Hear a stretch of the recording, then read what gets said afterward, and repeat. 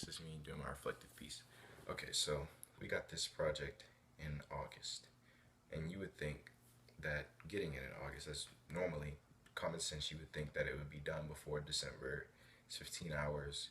You don't really have that much to do until now, and so, but I mean, so you assume that it would get done pretty early. Well, me as a natural born procrastinator, that didn't work out like that. And when I actually tried not to be, I would encounter hurdles such as meeting issues and being available, and then your project facilitator not being available, and vice versa. And with a work schedule of playing sports, football was full time all the way through October. Played a little bit of basketball, but that was on the weekends, and now I'm running track, so schedules are had just been a mess. And I would say that the one thing I would say about all this is that make sure that when you get the project, if I had to give advice to someone else, I would not wait. And I've heard that. I've heard that every year in high school because I've always had older friends, and I've heard the same thing every year, and I just never took heed to what they had to say about managing time properly and being able to be flexible and make the right decisions. And I'd say that I did pretty well, and I did manage my time. I mean, everything was up to the day before the last day, and that's just I feel like that I'm motivated to work like that.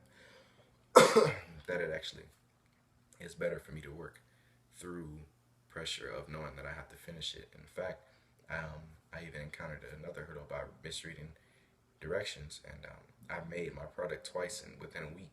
So I had to, and my product was a 5 course meal, so I paid for 2 sets of groceries, and I only had to make it once, and I could have just brought it into my teacher that day, but I didn't know that that was the way that we didn't have to bring our product on the due date.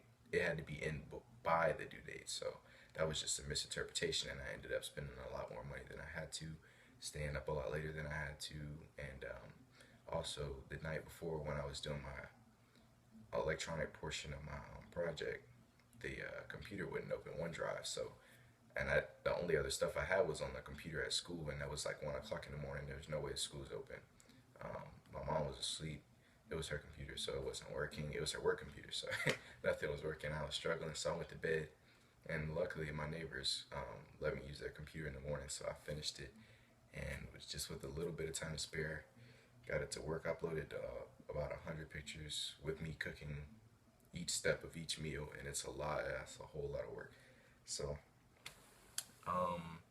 something I learned about myself, other than the fact that I'm a very skilled procrastinator, I would say that if I get something, I would say that that's a tough question. Something I learned about myself.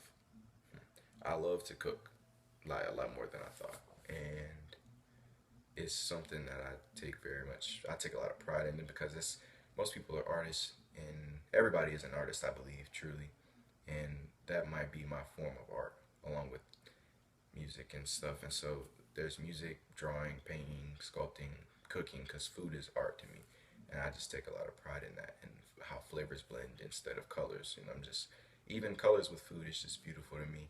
And